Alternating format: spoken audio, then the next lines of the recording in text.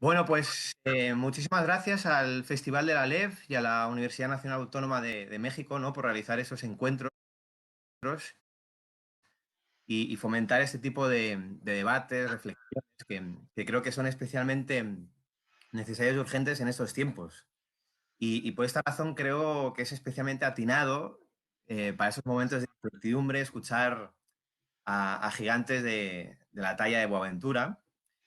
Un pensador que además es un referente para el campo de las ciencias sociales fue muy especial, de hecho, para mí, cuando estaba estudiando biología, porque me hizo mirar de alguna manera las ciencias sociales de otro modo y a ese otro tipo de saberes del sur global, utilizando conceptos, y también por reivindicar, ¿no? La tarea del intelectual no como un sujeto de vanguardia, sino como retaguardia, ¿no? Y como tal.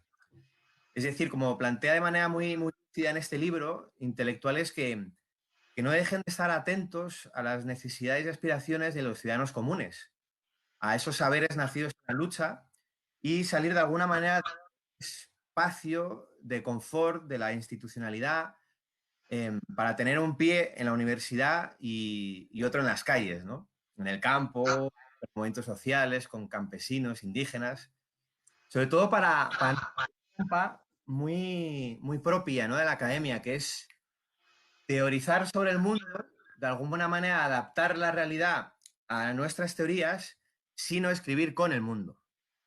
Entonces, bueno, en ese sentido me gustaría comenzar la charla abordando el título tan sugerente que propone Boaventura, ¿no? Para este libro, que es entender al coronavirus no como un enemigo, como insistentemente repiten los líderes de opinión, líderes políticos, muchos intelectuales, no hay nombre, pero alguien que es un referente en la academia, yo le escuché plantear, ¿no? Al, al coronavirus como que necesitaba sangre, ¿no? Entonces, bueno, en fin, decía, ¿no? Que el virus no entenderlo como un enemigo ni haciendo uso de las metáforas bélicas, sino como un pedagogo. Por supuesto, un pedagogo cruel, pero no deja de ser cierto que nos deja un gran aprendizaje, lo cual no puedo estar más de acuerdo con Boas sobre lo alejado que está en la realidad este tipo de lenguaje, este tipo de metáforas belicistas, ¿no? Que vinculan al coronavirus con una suerte de ejército de un país enemigo, lo cual en el fondo no deja de expresar de alguna forma algo que es muy común en el pensamiento moderno, ¿no? Que es este divorcio entre el ser humano y la naturaleza, ¿no? Como dices, Boa, en el libro, que si miramos, por ejemplo, a África, a Asia, a los pueblos indígenas, ellos no entienden que la naturaleza nos pertenezca, ¿no? Sino que nosotros pertenecemos a la naturaleza. Somos, de hecho, naturaleza. Y resulta muy sorprendente insistir en esto, ¿no? Es más, yo añadiría que desde el campo de la biología lo que yo podría aportar es que tanto los virus como las bacterias desempeñan un papel preponderante en la evolución.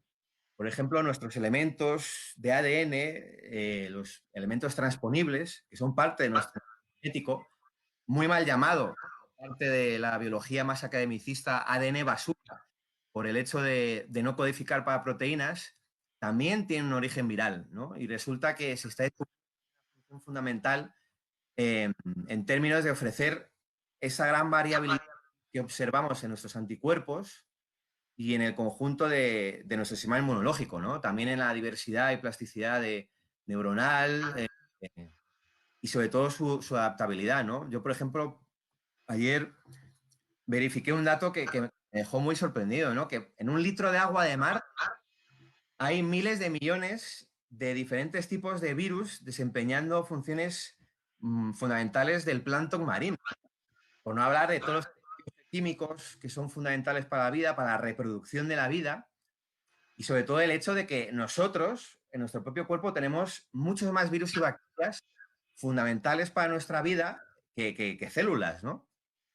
Y bueno, y finalmente, y con esto doy la palabra a Boa, creo que es fundamental disputar a estos discursos, ¿no? Estos líderes políticos y periodistas y aclarar que la mayoría de virus y bacterias no son esencialmente patógenos, ¿no? A pesar de su mala fama, por culpa de esta concepción nuestra sobre la naturaleza, sino que de hecho se patogeniza en determinados procesos de estrés ambiental, entre ellos, o sea, el que causamos nosotros mismos, ¿no?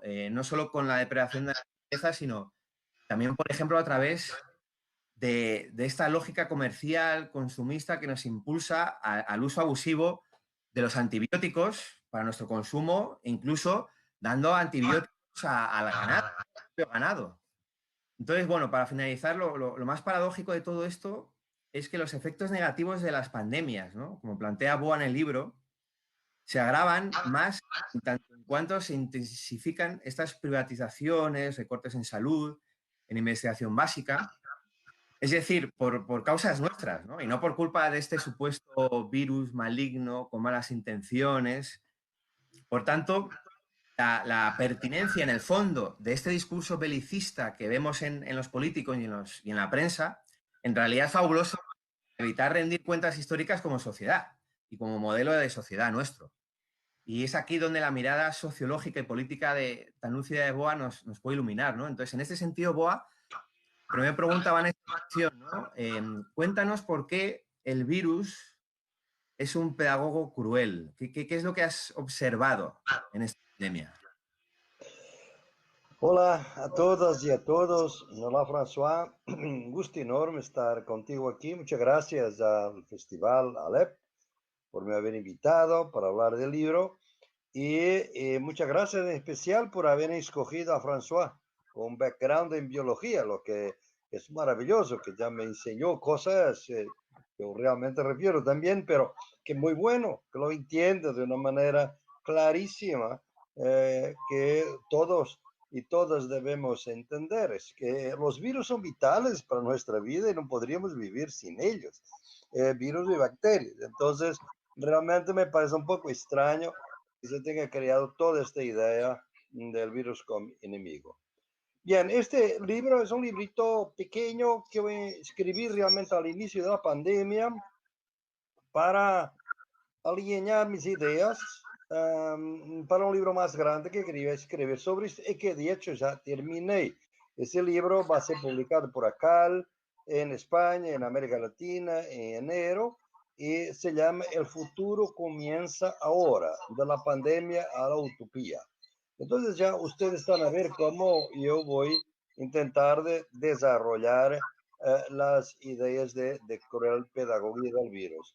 Realmente en el momento en que escribí este librito, era necesario enfrentar un poco la metáfora dominante que, como decía François, era entonces realmente todavía más aplastante que ahora. Es el enemigo, hay que matarlo, hay una guerra contra el virus, todo eso. Todo imágenes y metáforas bélicas, ¿no? Y a mí me pareció que realmente el virus, porque es esencial, obviamente, para la vida, si algo estaba pasando, deberíamos ver por qué, y al saber por qué, estábamos a intentar de ver que el virus nos estaba eh, intentando de enseñar algo, un mensajero, pero con un mensaje muy especial o algunos mensajes muy especiales.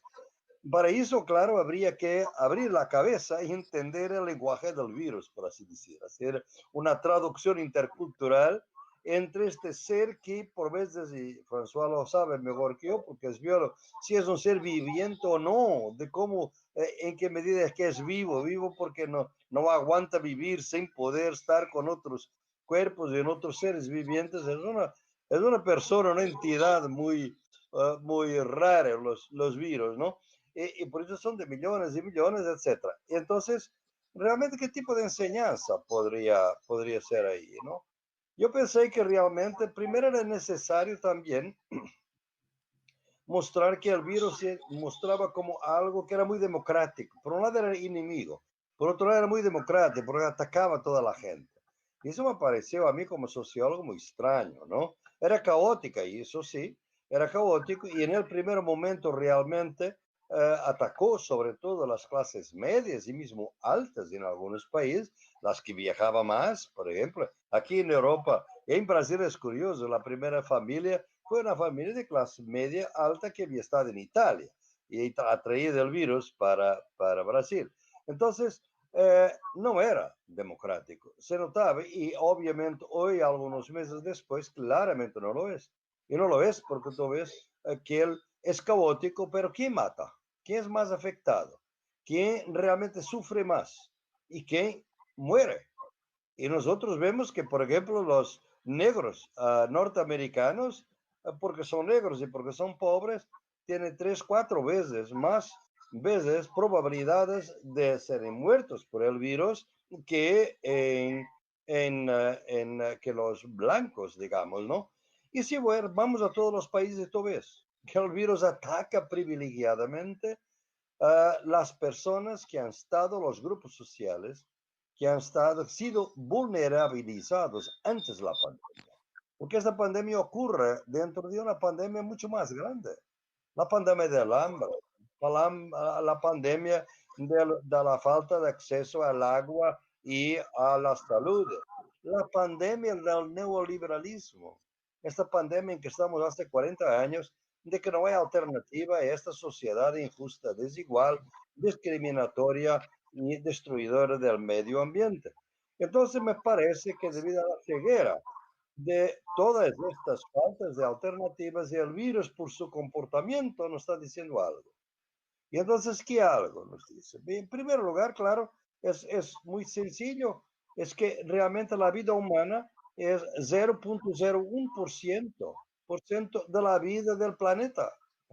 Y a pesar de eso, nos arrogamos a destruir la vida del planeta. Entonces, claro, lo que la naturaleza nos está diciendo, mira, si ustedes siguen por este camino, la vida del planeta es mucho más ancha, mucho más amplia que la vida humana.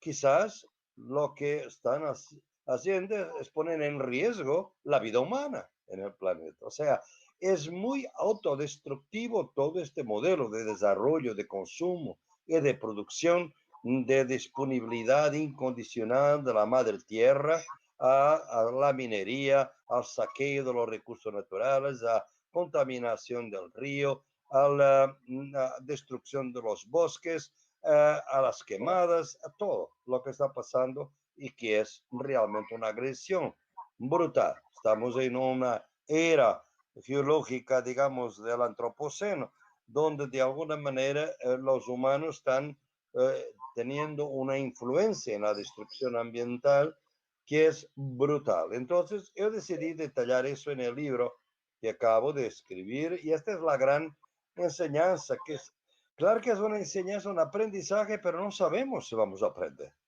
Podemos no aprender.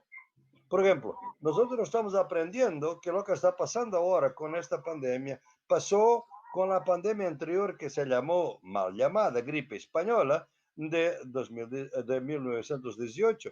Por ejemplo, los confinamientos, ¿no? También se hizo confinamiento, después la gente parecía que las cosas estaban mejor y todos venían a la calle. Y de nuevo venía la pandemia. Por ejemplo, en San Francisco, en los Estados Unidos, fue muy dramático, porque cerraron la ciudad durante unos meses y acabó la pandemia. Abrieron la ciudad y vino de nuevo con una violencia brutal, mucho más brutal que antes. Y si tú estás en Europa, notas claramente que esta segunda ola en que estamos es más violenta que la ola anterior. Está más, digamos, la propagación es muy alta. Entonces me parece que el aprendizaje es este, en nuestra relación con la naturaleza está equivocada. Obviamente tiene que cambiar. Y para cambiar hay que empezar a pensar en otro modelo civilizatorio. En segundo lugar, yo diría que este virus nos ha enseñado una otra cosa. Nosotros, los cientistas sociales más críticos, siempre habíamos dicho que los mercados no pueden nunca ser el único regulador de la vida humana, ni la vida económica, ni la vida en general, porque finalmente la economía sigue siendo campesina, sigue siendo familiar, indígena, etcétera, popular, además de la economía capitalista. Pero el Estado solamente protege la economía capitalista. Entonces, la idea es que para nosotros, esta idea de mercados que aparece siempre en nuestros noticieros es una idea ideológica.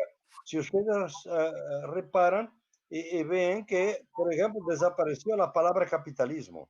Ya no se habla en los noticieros, los opinion makers, de opinión pública, los personas influentes comentaristas no hablan de capitalismo, hablan de mercados, ¿no?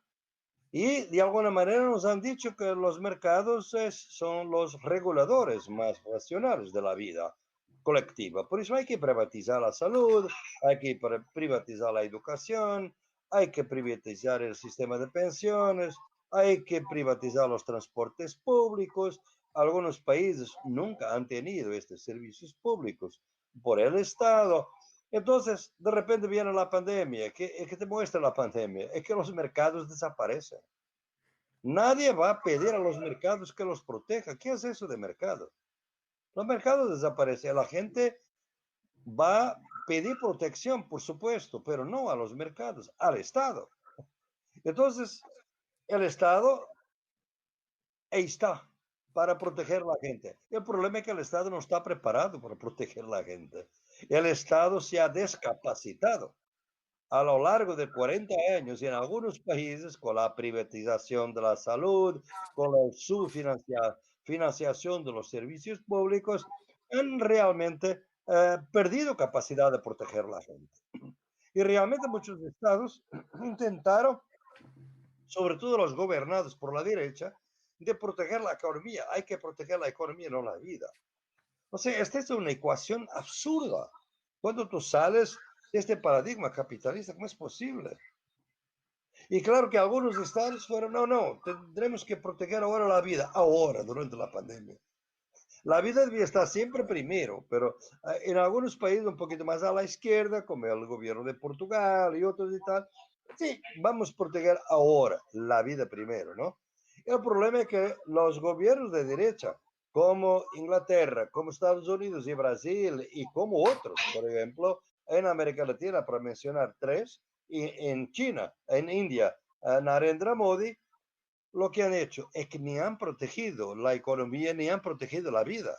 Todos estos países son una crisis brutal económica que tiene tasas de muerte más elevadas que todos los otros países. Entonces, esta idea de que el Estado es importante es una enseñanza del virus.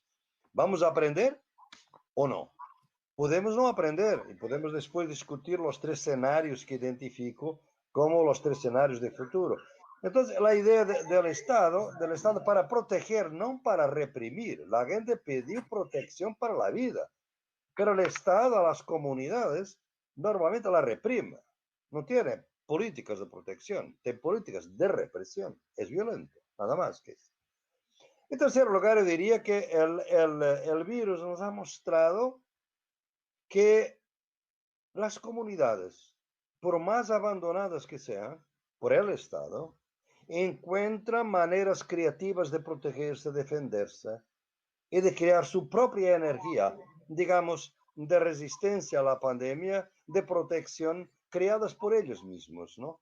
Entonces, en el libro dedico un capítulo entero a toda la creatividad comunitaria. Las comunidades indígenas, por ejemplo, en varios países, que fueron capaces de organizar confinamientos, de producir información confiable, cuando la información era falsa.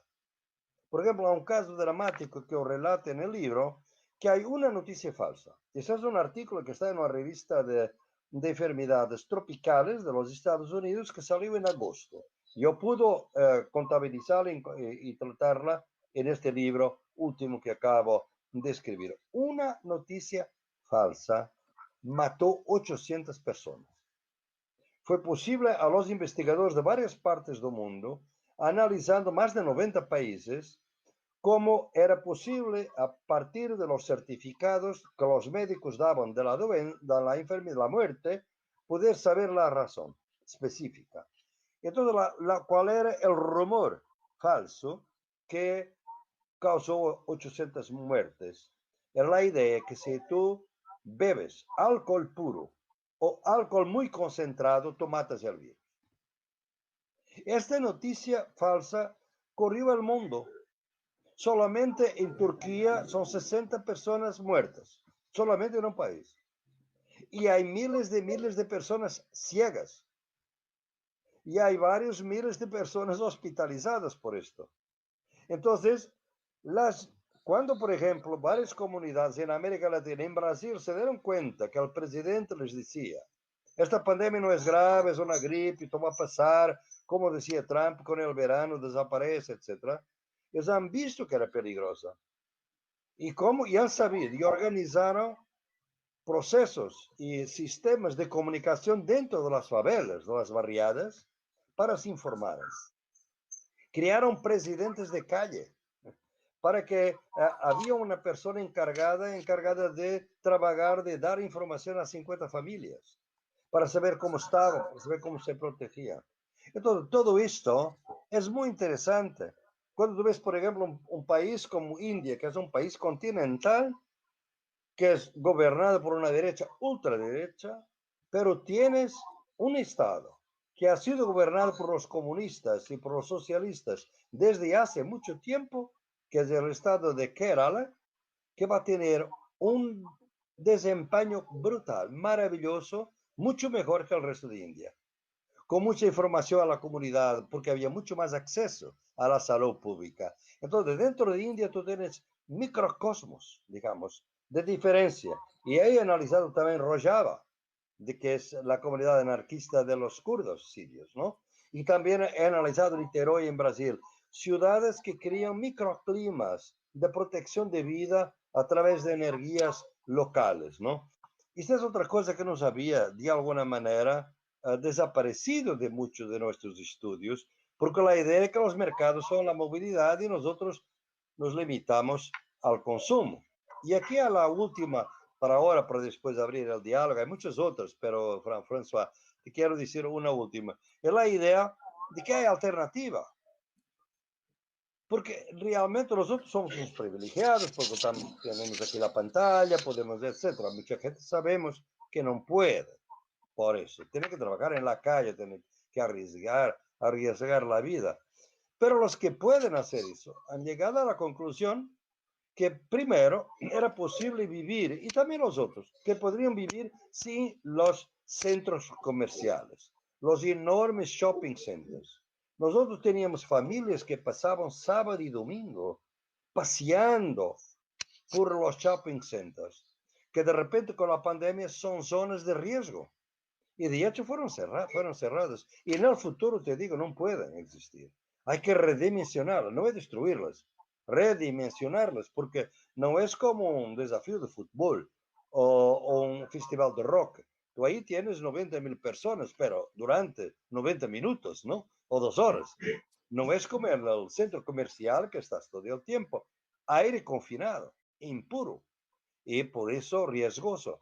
Entonces, la idea de que había una alternativa fue que se podría quedar en la calle, por ejemplo, no vivir en el tormento de los transportes públicos, por ejemplo, y pasar más tiempo con la familia. Por ejemplo, los estudios nos dicen que los jóvenes de la edad de François, de tu edad, François, y que son padres de chicos pequeños, de 4 hasta 10 años, entre 3 y 10 años, ¿sabes cuánto tiempo pasan en media con sus hijos normalmente? En el norte global, digamos, ¿no? 20 minutos. No pasa más. Vino la pandemia. Tuvieron la posibilidad de pasar más tiempo con la familia. Esto es interesante, porque esto es el lado claro, luminoso. El lado oscuro es que el confinamiento aumentó la violencia contra las mujeres. Aumentó brutalmente el feminicidio. En este libro detallo los que fueron realmente más vulnerabilizados por el virus. Y las mujeres fueron un grupo muy vulnerabilizado, porque estaba en confinamiento con el agresor, el compañero, que es el agresor durante 24 horas. Eso quedó muy difícil, mismo para las mujeres se comunicar a la policía. En algunos países tuvieron que encontrar maneras de se comunicar con la policía sin que los agresores supieran. Te digo un ejemplo para que tú no pienses que estoy hablando de un país muy machista, lo que sea, y sexista del tercer mundo, como son los estereotipos. Te hablo de Canadá. Las mujeres canadienses, ¿sabes cómo comunicaron cuando había violencia en su casa? Hablaban con las amigas de esta manera, hacían esta señal con la mano, hacían así y esto. Esto era la señal al decir a la amiga, yo estoy siendo víctima de violencia, por favor llama a la policía. Porque no podían hablar, porque el agresor estaba en la sala. Lo van a casa. Entonces, en la casa. Entonces, hay cosas que se hicieron que son extremadamente novedosas. Entonces, yo pienso que la idea de alternativa va a estar con nosotros y es una idea para mí fundamental. Estas son de algunas enseñanzas que, como digo, no estoy seguro que la gente va a aprender, que los políticos van a aprender, porque la estupidez humana es muy grande. También el capitalismo está muy violento. El imperialismo está todavía muy violento. Tú has visto cómo esta semana ha matado el padre del programa nuclear de Irán. O sea, el más terrorismo de Estado, tú no puedes encontrar una versión más brutal de imperialismo organizado obviamente por los Estados Unidos y por Israel. Entonces estamos en un mundo muy feo. Pero de todos modos hay una brecha de alternativa para pensarmos fuera de la pandemia, del capitalismo y del neoliberalismo. Mm. Muy importante el dato, ¿no? Que has planteado de Canadá, porque es cierto que solemos pensar demasiado, ¿no? En asociar, ¿no?, los problemas más vinculados al feminicidio con países como México. Y nos olvidamos de que en el norte global se está intensificando, ¿no?, estos problemas que también son existentes. De hecho, en el libro planteas un dato de París, ¿no?, en de Figaro, un dato de además en marzo. O sea, cuando empezó la pandemia, que había aumentado la violencia conyugal un 36%. Bueno, sí, sí. Muy relevante. Y también lo del mercado, ¿no? Yo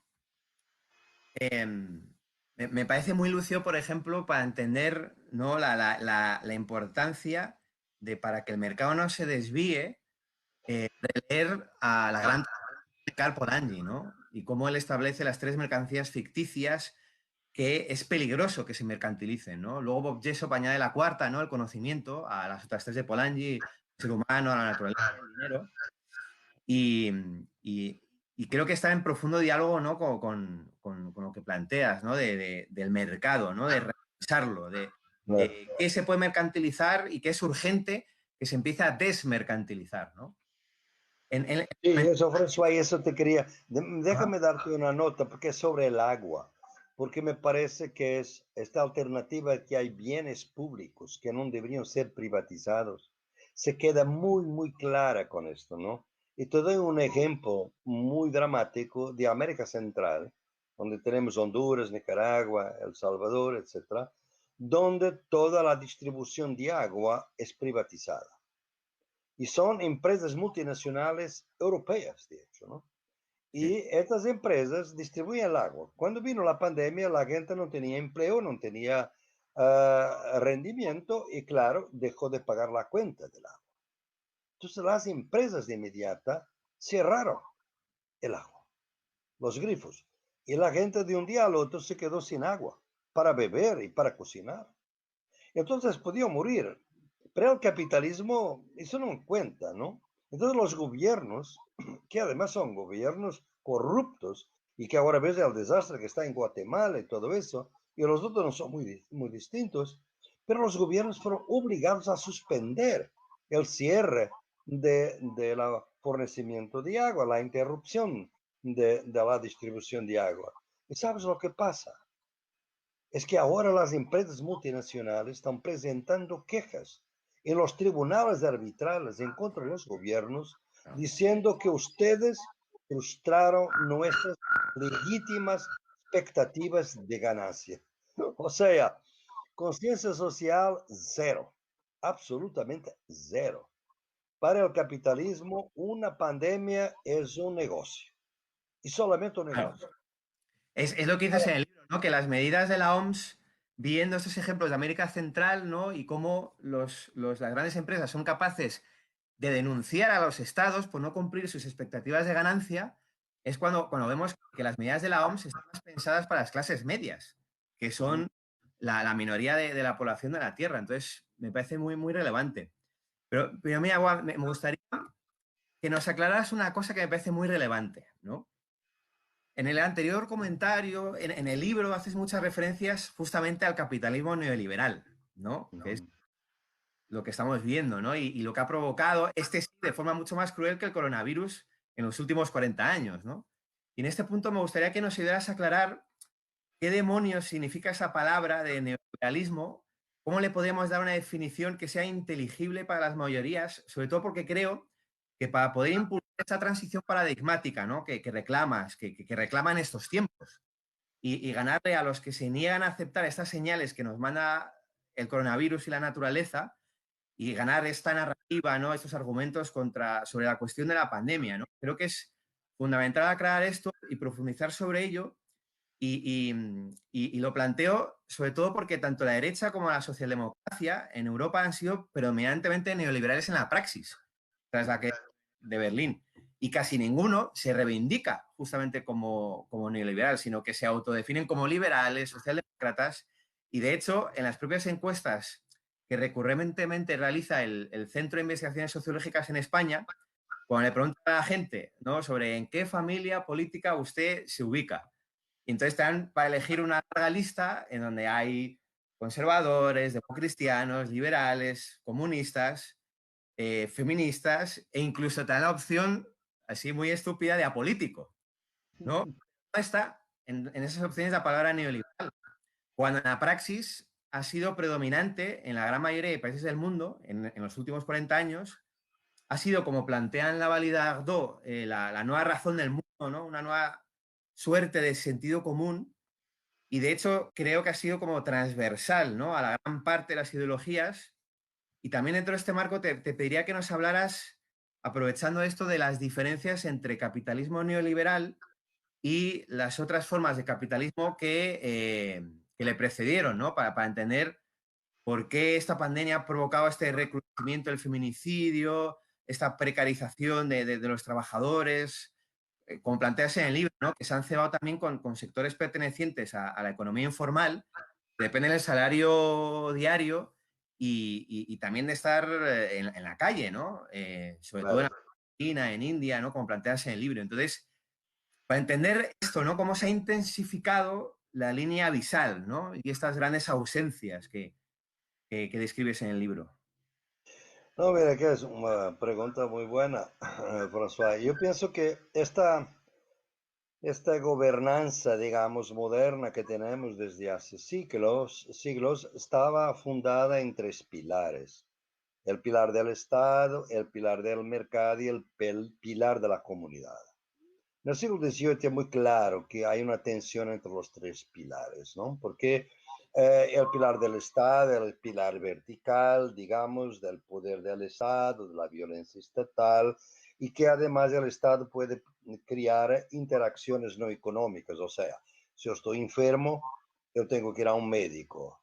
Si yo tengo plata, si no hay un servicio público, si tengo plata, yo voy al médico y pago. Se eu não tenho plata, não puedo curarme, não puedo ir consultar ao médico, a menos que haya un servicio público de salud. Entonces el Estado es lo que va a intentar de crear servicios públicos.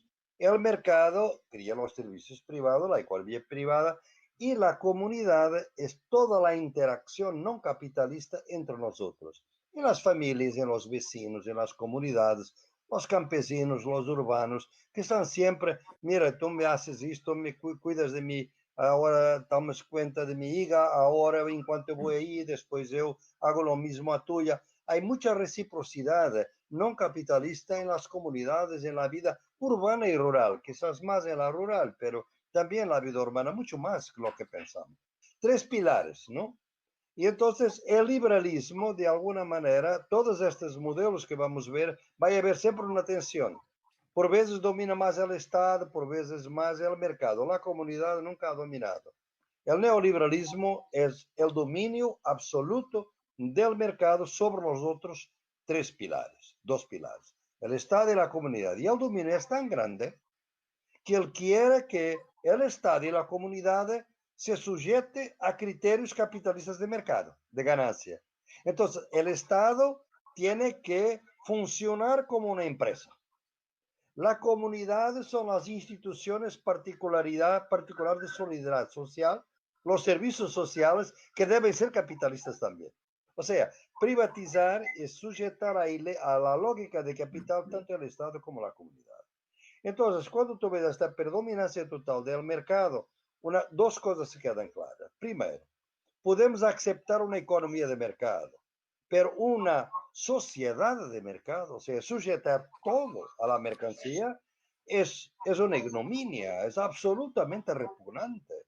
Yo, por ejemplo, tengo una relación con mi pareja, pero no puede ser una relación capitalista. No puede, tiene que ser otra cosa. Y nosotros vivimos muchas veces, como ahora aquí, no hay una relación capitalismo, a pesar que hay aquí un capitalismo por detrás, que es el StreamYard, que hace esto posible, y la ordenadora, pero nuestra relación no lo es. Entonces, neoliberalismo es el opuesto del liberalismo. Esa es la trampa, ¿sabes? Claro. Porque el liberalismo aceptaba estos tres pilares, significan también tres ideas: libertad, igualdad y fraternidad.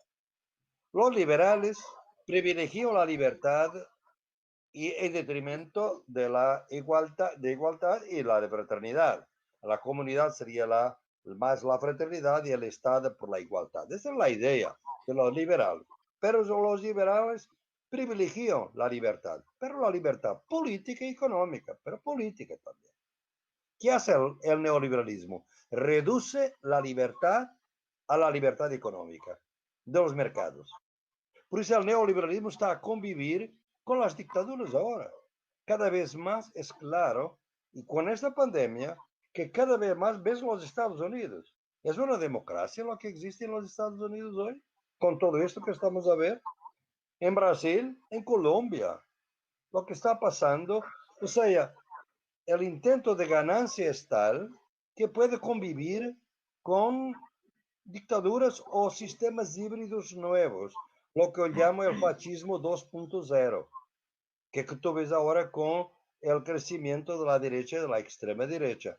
Entonces, el neoliberalismo es esta ideología, que es una ideología de un modelo de capital que era contrario al socialdemócrata. Te puedo ahora mostrar cuál era la diferencia de los otros capitalismos que existían y que siguen existiendo, ¿no? Porque son muy distintos. El capitalismo de Estado de China no es socialismo, a mi juicio, es un capitalismo de Estado, pero tiene una característica totalmente distinta del nuestro.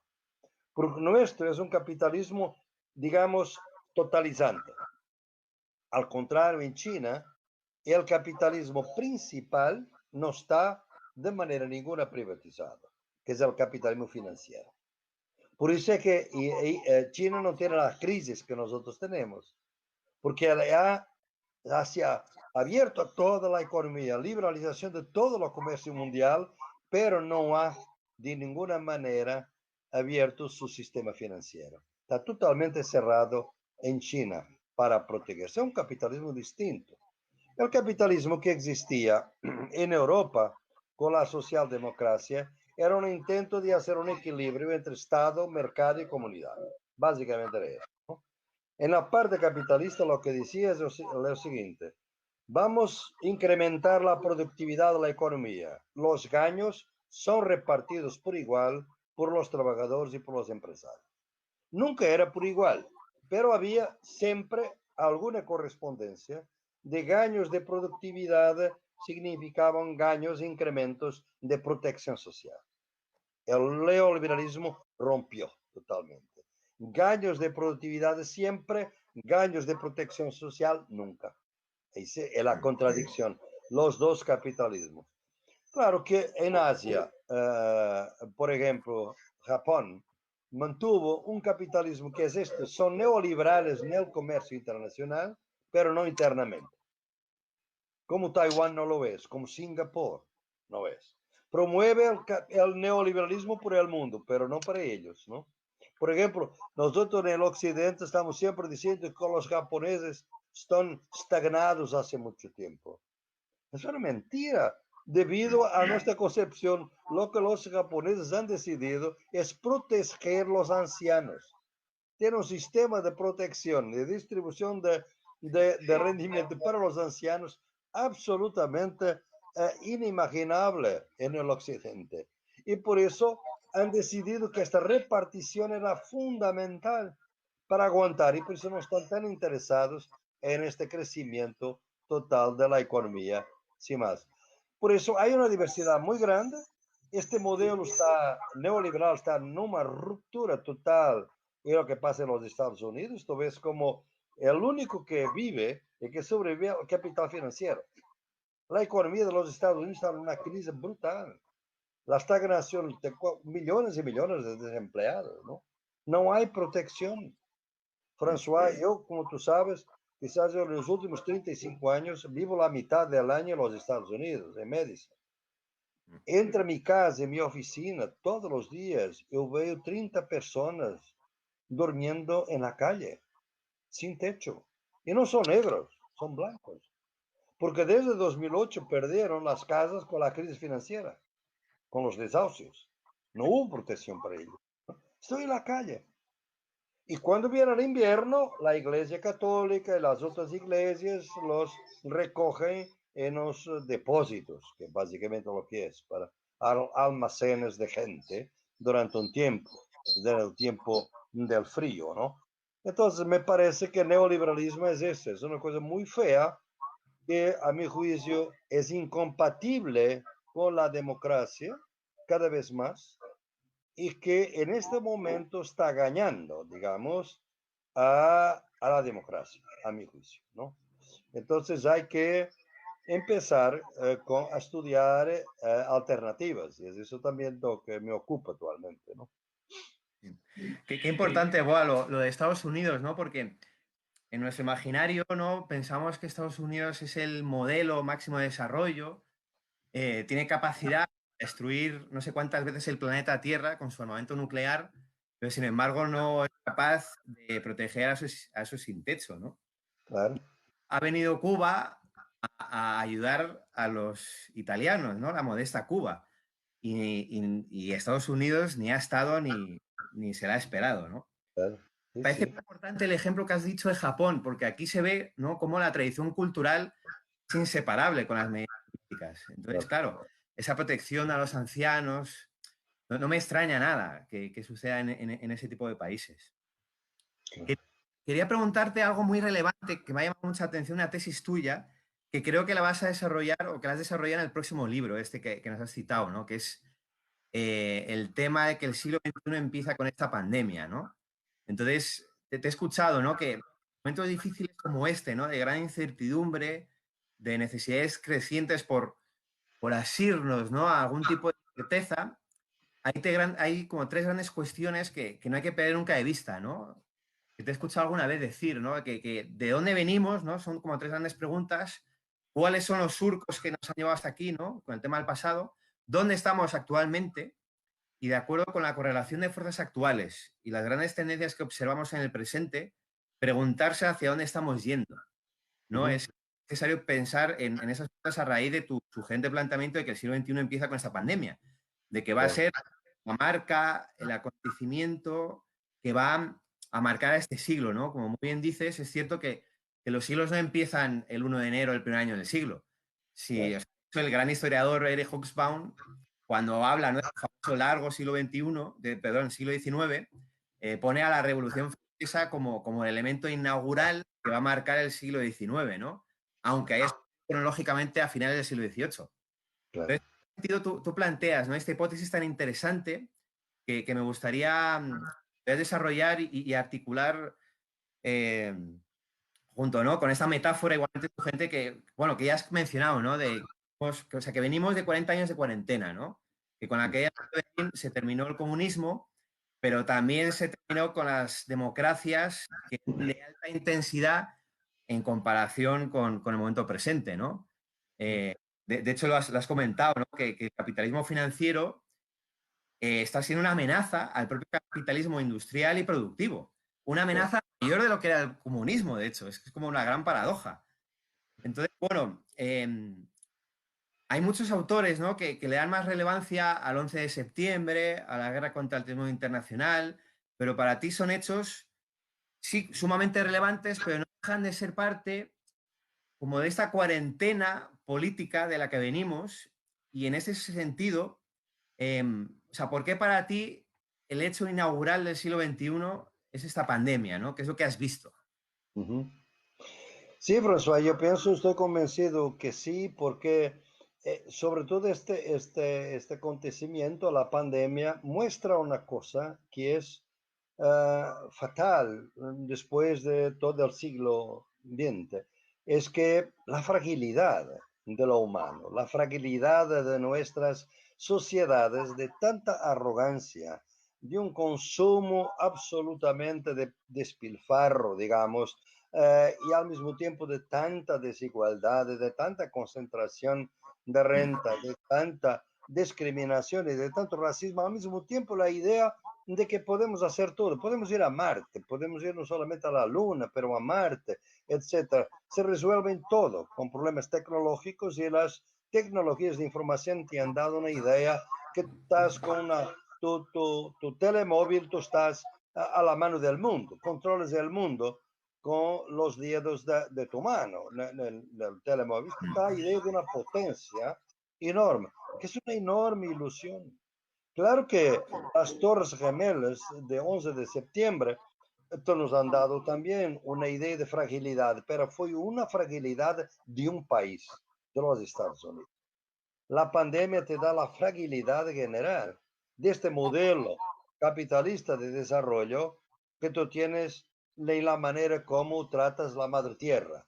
Está, como Carl Polanyi decía, como tú mencionaste muy bien, son las falsas mercancías. Entonces, este modelo terminó. No quiere decir que termine mañana. Por eso en el libro, en este último, yo tengo todo un capítulo sobre la transición. O sea, vamos a necesitar de pensar en alternativas, digamos, civilizatorias, otra manera de consumir, otra manera de proteger, de producir. No puedes hacer eso de un día al otro. Por ejemplo, México exporta petróleo, es importante para la economía, no puede dejar de exportar petróleo de un día al otro, no puede, pero puede empezar una transición para no depender del petróleo, porque es claro que el petróleo va a tener que ser dejado bajo tierra, porque la economía fósil está condenada al de gas y del petróleo. Tendremos que ir para otro tipo de energía que no sea la energía fósil. Y si es claro, todos los grandes teóricos del medio ambiente, todos los estudios de las Naciones Unidas nos dicen la correlación entre la virulencia de las pandemias próximas y este modelo de desarrollo. Porque estamos a desestabilizar los ciclos vitales de los animales salvajes, entre los cuales circulan muchos virus, pero con la desestabilización, con el comercio de animales salvajes, lo que está pasando es que algunos virus vienen a nosotros y nosotros no estamos inmunes, no estamos protegidos, tal cual los indígenas del siglo XVII no estaban protegidos en México de la varíola y por eso los mataron accidentalmente y como guerra biológica. Y no solamente en México, en Brasil, los portugueses, y los ingleses y los franceses en Norteamérica. Entonces es un cerrar de ciclo. Y es por eso que los Estados Unidos parece este concepto de desarrollo, François, va por el aire, porque los países africanos están protegiendo mucho mejor la vida que los Estados Unidos. ¿Cómo puede ser? Estes países que los Estados Unidos criaron la idea, el concepto de estados fallidos, estados frágiles, son los que no protegen la vida de la gente. Pero ahora, ¿cuál es el estado frágil o el estado fallido? Parecen los Estados Unidos, con esta pandemia totalmente descontrolada, con un presidente totalmente bufónico y totalmente disfuncional. Entonces, ¿qué es desarrollo realmente, no? Entonces, me parece que este acontecimiento, esta pandemia, nos está mostrando que hay que cambiar el modelo y tenemos que intentar una transición. Por ejemplo, te digo un ejemplo que es claro y todo para mexicanos debe entender. Muy bien. Habemos visto una cosa, es que ¿quién está en el campo en general está mucho más protegido de la pandemia de quien está en la ciudad. Por la concentración, por el aire, por los transportes públicos, son privados, etcétera, etcétera, ¿no? Entonces, sabemos en el pasado que Boccaccio escribió el Decameron fuera de Florencia, donde vivía, porque si no, pasaba lo que pasó con sus papás, que murieron de la plaga, ¿no? La peste del siglo XIV. Entonces, fui al campo para protegerse. Shakespeare fui al campo para escribir las piezas de teatro, también por la plaga. Entonces, realmente el campo es el retraso, el campo es el pasado y la ciudad es el futuro. Yo te estoy hablando del campo, yo vivo en un pueblo desde hace medio año, más de medio año, a 30 kilómetros de Coimbra, porque Portugal es muy chiquitita, muy pequeño, ¿no? Pero aquí me siento mucho más protegido, el mercado es próximo, productos saludables, nunca hay mucha gente en el mercado, la concentración es mejor. O sea, nuestra relación de ciudad de campo, medio rural, medio ciudad, tiene que cambiar. ¿Cómo va a cambiar? Las inversiones en las ciudades tienen que terminar como están ahora, como es la Ciudad de México, tú conoces, ¿no? Muy bien. Que no se puede tener ciudades para trabajar y ciudades para dormir. Tú tienes que encontrar una manera de cambiar totalmente el urbanismo de las ciudades para que nosotros podamos estar más cerca donde trabajamos.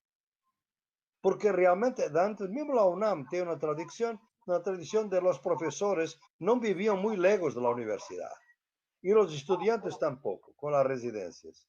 Pero ve lo que son las oficinas comerciales, industriales y de servicios de la Ciudad de México. Están ahí y la gente vive a 30, 40 kilómetros. Lo mismo en España, en todo Madrid, otras grandes ciudades. Tendremos que cambiar el urbanismo. Las ciudades tienen que tener más agricultura urbana, tienen que tener más agricultura. Y el campo, el medio rural, tiene que tener más medios de infraestructuras, porque nosotros habemos abandonado el campo, este modelo de desarrollo. Y el caso de México, que es trágico, con el liberalismo, terminó los ejidos y la protección comunal que existía, y llevó a una inmigración brutal a la ciudad antes de la inmigración a la ciudad. Esto tiene que cambiarse de una manera brutal. O sea, tendremos que abrir la cabeza para empezar estas alternativas. Soberanía alimentaria. Hasta ahora solamente la vía campesina hablaba de que debemos producir todos los alimentos. Hay países que no producen los alimentos, son dependientes. En África, un país que conozco bien, que es Mozambique, depende para la agricultura de los alimentos de Sudáfrica. Viene la pandemia. Sudáfrica cierra la frontera de un día al otro. El día siguiente, los mozambicanos tienen problemas de alimentos, porque depende de los alimentos que vienen de Sudáfrica. Entonces necesitamos de soberanía alimentaria. Todos los países deben producir, tienen que cambiar todo el sistema de intercambio de productos y soberanía industrial. ¿Cómo es posible que el país más desarrollado del mundo no producía ni guantes, ni mascarillas o tapabocas, ni ventilador? Todo viene de China. Tú ves al señor Trump a vociferar y a gritar incluso en China. Y los médicos ansiosos, esperando el próximo avión de carga que viene de China con la protección individual. Dependen totalmente de China. Entonces, esto para mí, el aprendizaje mejor es que podemos empezar ahora con más credibilidad en alternativas. Si se van a realizar ahora o no, están inscritas en el siglo. Están ya inscritas, es una marca. Es una marca. A mi juicio, ellas se van a profundizar porque en este libro muestro que por los cambios que probablemente no pueden ser muy rápidos, vamos a entrar en un periodo de pandemia intermitente. O sea, confinamos, desconfinamos, ve una vacuna, hay una mutación del virus, todavía no sabemos si esta vacuna va a ser sazonal o para siempre, o para un año, para 2 años. Vamos a estar siempre en una situación de pandemia intermitente. Esto va a cambiar la vida, va a cambiar la vida de la gente. Y por eso pienso que puede llevar a que más grupos sociales, sobre todo las universidades, por ejemplo, la educación tendremos que ser nosotros en la universidad ayudar a los políticos, porque los políticos dejaron de pensar en cambios civilizatorios. Son mediocres, tenemos que decir. Porque el neoliberalismo te obliga a gobernar para mañana. Porque el neoliberalismo ha creado una cosa, François, que es muy inteligente. Es crear la idea de la crisis permanente por la deuda de los estados. Entonces los estados están administrando una deuda, una crisis. No pueden pensar a medio plazo. Y los políticos tampoco, porque no pueden. Entonces hay que repensar la política. Todo esto pienso yo que será para las nuevas generaciones. Y hace poco en el chat una persona, ¿cómo es posible una alternativa? Mira, yo te decía, mira lo que está pasando con los jóvenes. Perú.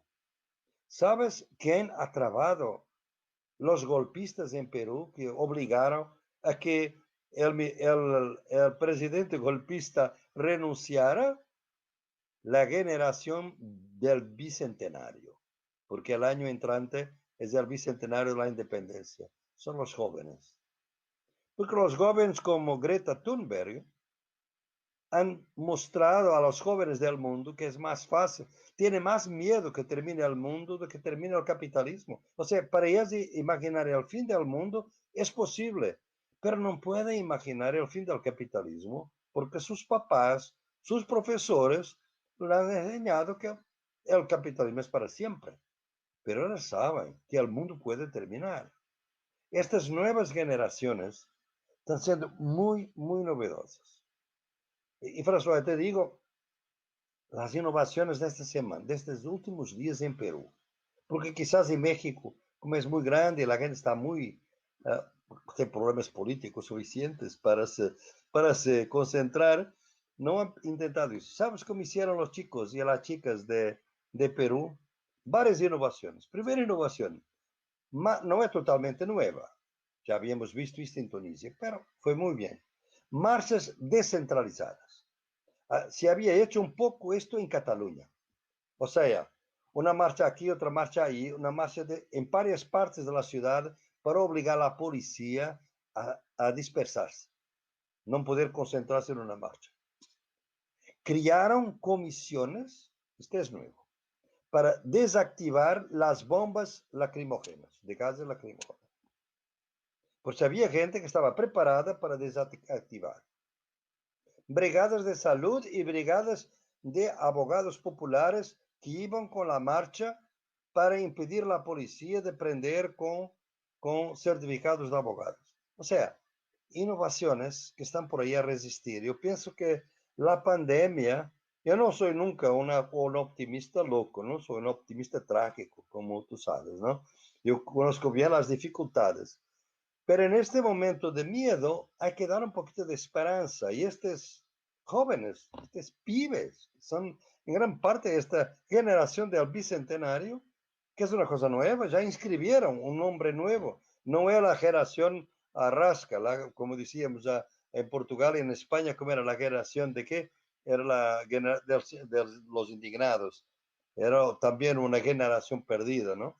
Estos jóvenes son de la del bicentenario. Disculpa si me prolongué un poquito más, pero la pregunta es buena. Buah, por mí podría durar esta charla una hora más, fácil, o dos, o toda la noche. No, gracias. Oye, el público nos manda tres preguntas, las leo rapiditas, porque además creo que tienen que ver con los tres escenarios que mencionaste que querías mencionar. Ajá. Uh-huh. Entonces, la primera, Julieta Peralta pregunta, ¿cuál es la alternativa al sistema que es desigual? Andrés Tomares pregunta, ¿podrías dar más ejemplos sobre lo que mencionaste como creatividad comunitaria? Y finalmente, Juan Castro pregunta si esta pandemia va a cambiar algo de la relación de los humanos con el medio ambiente. Entonces yo creo, ¿no?, que estas tres preguntas se pueden articular con los tres escenarios, ¿no?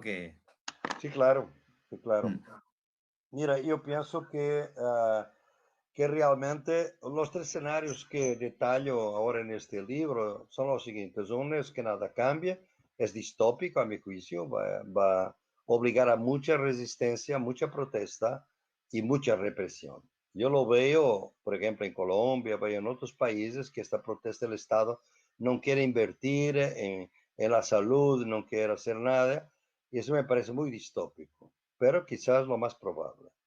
El segundo escenario es un escenario donde se van a hacer cambios para que nadie cambie, digamos, ¿no?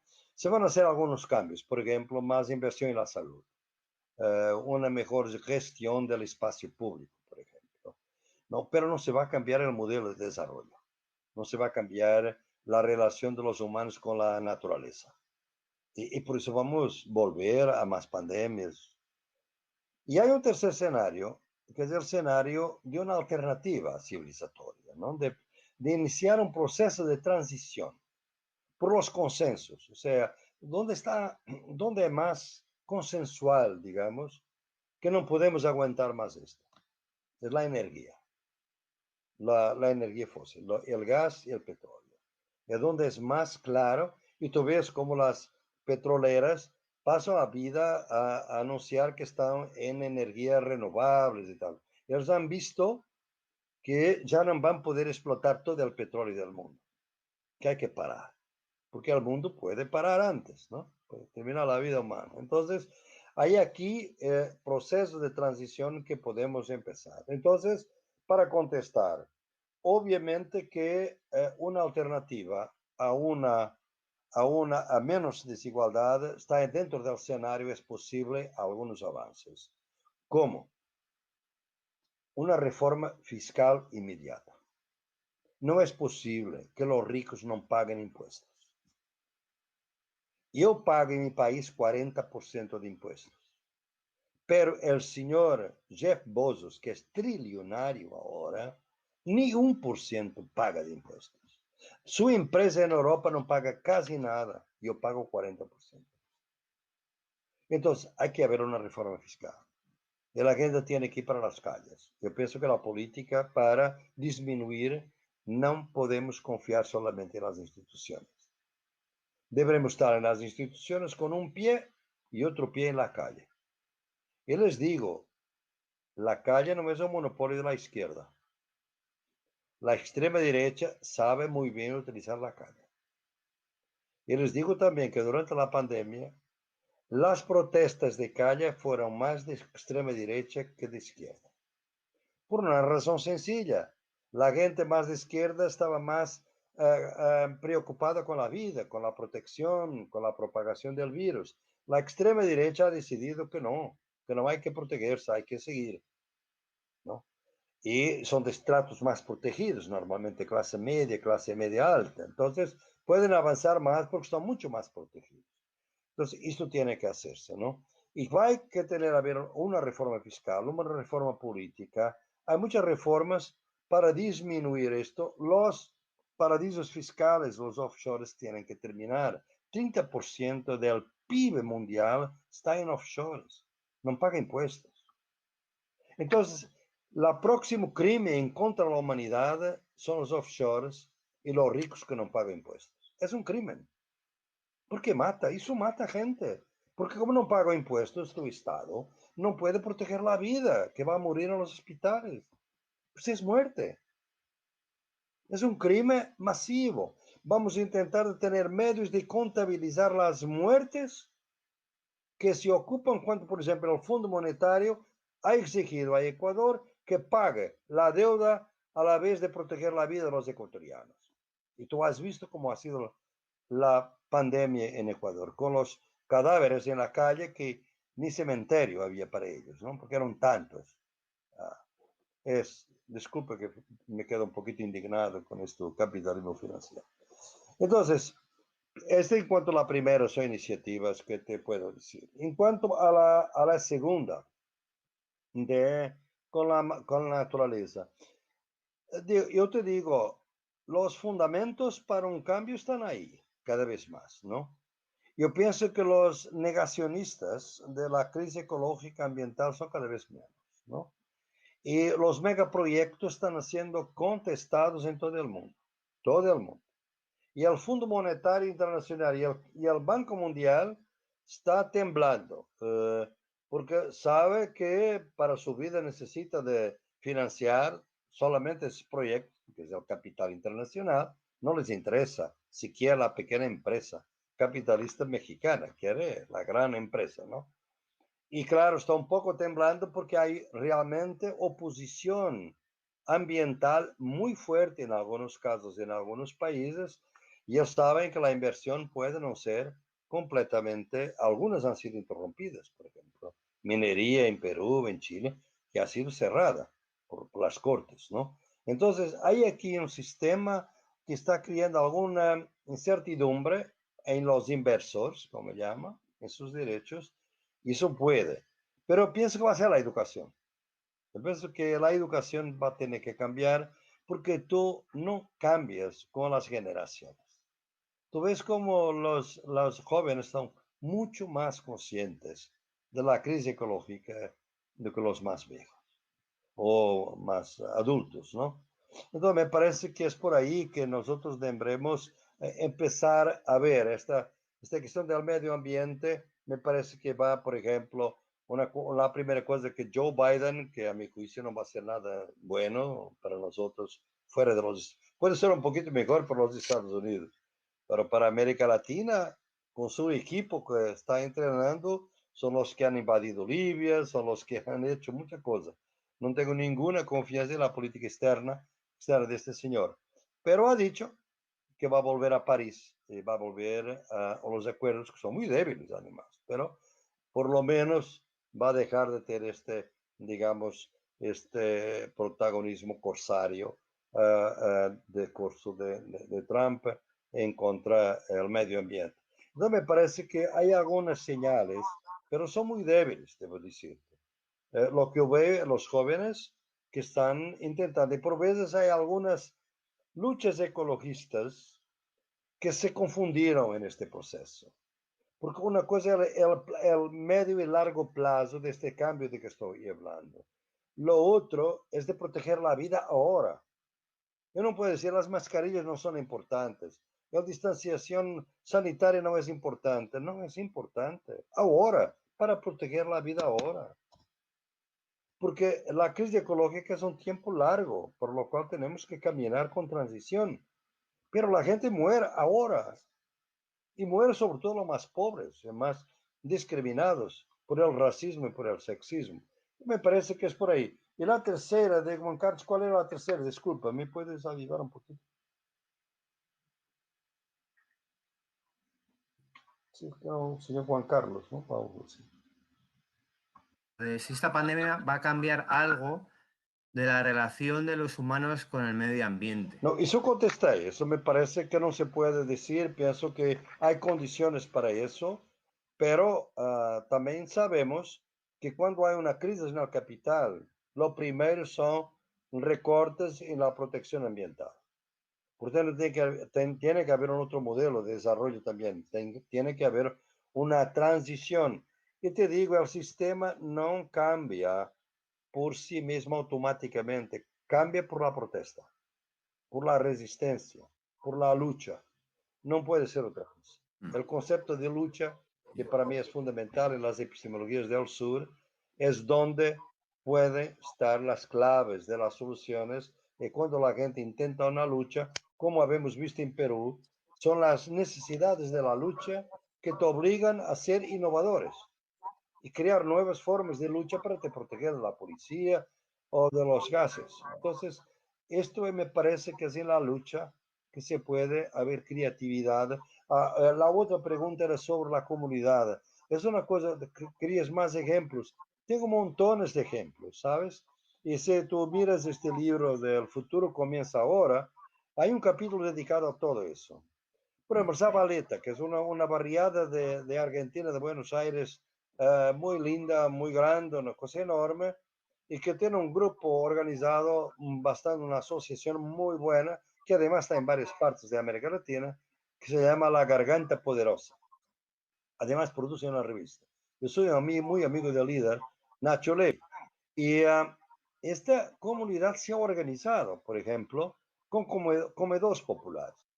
Sabes que el incremento de los pedidos para un almuerzo, una comida, aumentó 50% de un día al otro. ¿Cómo los comedores populares podrían aguantar esta presión de la demanda? Porque la gente no tenía escuela. Cuando la escuela se cierra, la gente piensa que lo que pasa es que los niños no van a aprender. El problema es que en mucha parte del mundo la escuela es donde comen. La única comida caliente. Cierra la escuela, la gente no tiene como comida. Entonces tuvieron que reinventarse. Hicieron exigencias y realmente el gobierno aquí tuvo un papel. El gobierno federal de Alberto Fernández, que acababa de entrar, yo viví muy de cerca porque estaba entre los dos por veces comunicando cómo la comunidad necesitaba de un apoyo muy grande para poder alimentar a la gente que estaba con hambre. Y han logrado muchas otras cosas en muchas otras comunidades. En el Cauca, los indígenas se protegen ¿cómo? Tienen guardias. Los indígenas se llaman guardia indígena. Las poblaciones afrocolombianas se llaman guardia cimarrona. Las guardias tienen solamente un bastón, no tienen armas, por supuesto, ¿no? Utilizaron ahora como que pasó después de 500 años de estas guardias, por la vez primera, decidieron sustituir el bastón por gel y por tapabocas, por mascarillas, a la entrada de las comunidades, para que nadie entrara que podía contaminar la comunidad. Entonces fue protección de otra manera. El movimiento de los Sin Terra en Brasil distribuyó centenares de toneladas de comida a los barrios populares, a los campesinos y a los pueblos indígenas.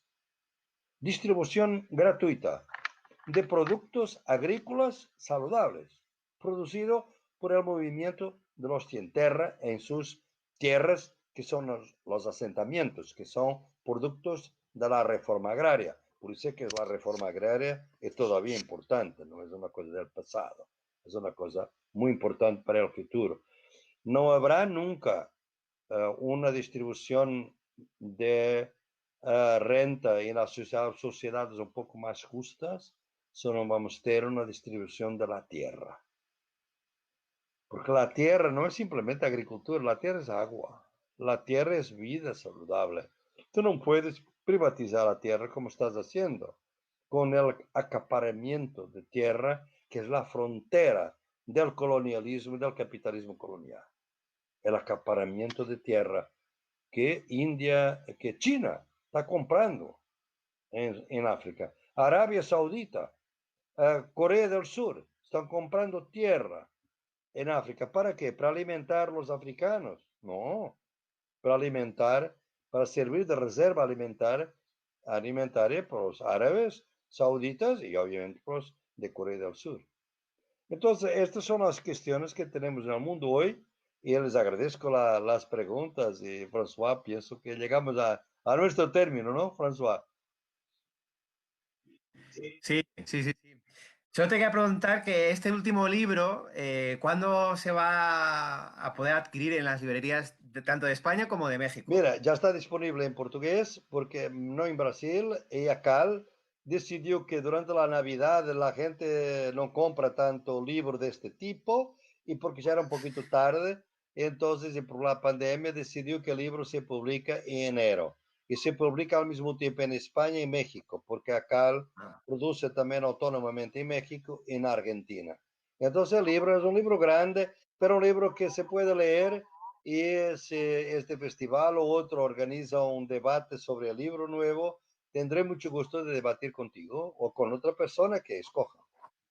Muy bien. Perfecto. Buah, pues mil gracias, mil gracias. Ha sido un honor, un placer compartir contigo. Muchas gracias. Para mí fue un placer también estar contigo. Muchísimas gracias, profesor Boaventura y François, por esta conversación tan interesante. A nuestro público les agradecemos su presencia y los invitamos hoy a las 6 de la tarde al conversatorio en vivo sobre reflexiones filosóficas sobre la pandemia con las doctoras en filosofía María Antonia González Valerio y Rosa.